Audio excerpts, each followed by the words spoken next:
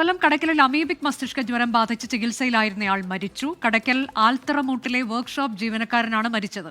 അതിനിടെ സംസ്ഥാനത്ത് 2 കുട്ടികൾക്ക് കൂടി അമീബിക് മസ്തിഷ്ക ജ്വരം സ്ഥിരീകരിച്ചു. സുജിത് സുരേന്ദ്രൻ വിവരങ്ങളുമായി, ഒപ്പം മിഥില ബാലനുമുണ്ട്. സുജിത് സുരേന്ദ്രനിലേക്കാണ് ആദ്യം. സുജിത്ത്, ഇപ്പോൾ ഈ മരണവുമായി ബന്ധപ്പെട്ട് എന്തൊക്കെ കാര്യങ്ങൾ ആശുപത്രി അധികൃതർ അറിയിക്കുന്നുണ്ട്? എത്ര കാലമായി അദ്ദേഹം ചികിത്സയിലായിരുന്നു? കൂടുതൽ വിശദാംശങ്ങൾ.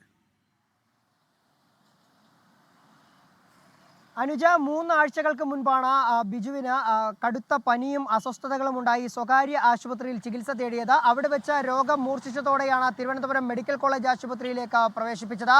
അവിടെ നടത്തിയ പരിശോധനയിലാണ് ബിജുവിന് അമീബിക് മസ്തിഷ്ക ജ്വരമാണെന്ന് തെളിഞ്ഞത്. ഇതോടുകൂടി ചികിത്സയിലിരിക്കെ ഇന്ന് മരണപ്പെടുകയായിരുന്നു.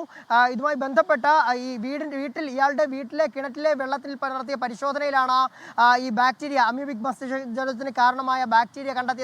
തുടർന്ന് ഇയാൾ ജോലി ചെയ്യുന്ന വർക്ക്ഷോപ്പിന് സമീപത്തെ ചിറയിലും പരിശോധന നടത്തിയിരുന്നു. ആ കുളത്തിലും ഈ ബാക്ടീരിയയുടെ സാന്നിധ്യം കണ്ടെത്തുകയും ചെയ്തിരുന്നു. ഇതോടുകൂടി ഈ ചിറ അടച്ചുപൂട്ടുകയും ചെയ്തിരുന്നു. ഏതായാലും ഈ പ്രദേശത്തെ വിവിധ ആളുകളെയൊക്കെ തന്നെ ഇതുമായി ബന്ധപ്പെട്ട നിരീക്ഷണത്തിലാണ്. വീട്ടിലുള്ളവരും നിരീക്ഷണത്തിലാണെന്നാണ് മനസ്സിലാക്കാൻ സാധിക്കുന്നത്. ഇപ്പോൾ തിരുവനന്തപുരം മെഡിക്കൽ കോളേജ് ആശുപത്രിയിലുള്ള ബിജുവിന്റെ മൃതദേഹം പോസ്റ്റ്മോർട്ടത്തിന് ശേഷമാകും ബന്ധുക്കൾക്ക് വിട്ടു നൽകുക. അനുജ, ലോകത്തെവിടെയായാലും ഏത് സമയത്തും 24 വാർത്തകളും ഓഗ്മെന്റഡ് റിയാലിറ്റി പാക്കേജുകളും എക്സ്പ്ലെയിനറുകളും വിശദമായി കാണാൻ ഞങ്ങളുടെ യൂട്യൂബ് ചാനൽ നിങ്ങൾക്ക് സബ്സ്ക്രൈബ് ചെയ്യാം.